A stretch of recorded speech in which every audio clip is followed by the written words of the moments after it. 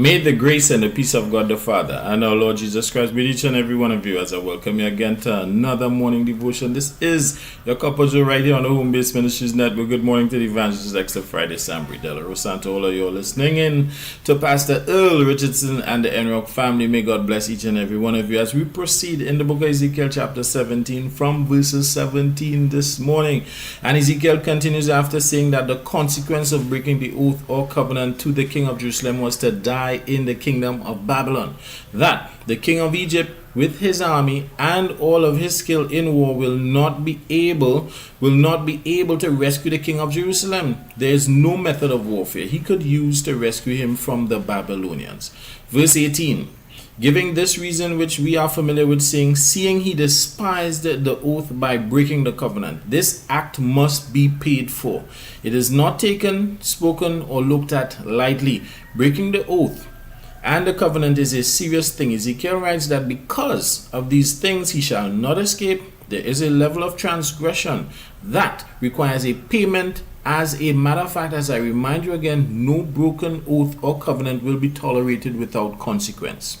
Verse 19, so God then pronounces further reminder and punishment, and he says that surely, meaning that what he is about to say will be inevitable, that for breaking his oath, the oath between himself and Israel and his covenant that he hath broken, even it, speaking of the act, he says that he will recompense on his own head. The retribution is sure.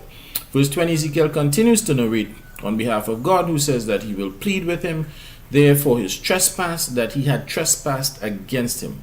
In other words, it will be sorted out there at Babylon. Now, the thing about all of this, seeing that many people like to give credit to the enemy is that God reveals the fact, as he has always done, that he had spread his net upon him and was taken in his snare, which the end result was the captivity in Babylon. So the actual binding oath and covenant was inspired by God for the purpose that it will be broken, so Israel will be dealt with. It was all God's plan and his doing. Don't think for a moment he was caught by surprise or he found out when it was done. God really is responsible for every minute act for his will and purpose to be accomplished. Even when we end up in captivity or bondage or oppression, we tend to not expect our disobedience to have consequences. Maybe it's being naive, or maybe we are really in denial of our own faults and continue to lay blame everywhere else than with ourselves. Verse 21, Ezekiel then writes that those who had escaped the captivity and carrying away of the king of Babylon will die by the sword, meaning by violent means, and that remain, they shall be scattered towards all the winds, meaning in every direction, so they will be lost and destitute. And when that occurred, they will know that it was his doing, the Lord, not the enemy. They will know because they will recognize that it happened as he said it will happen, and so everyone else, speaking of the people today. Beloved, every event that is taking place on this earth right now is purposed by God.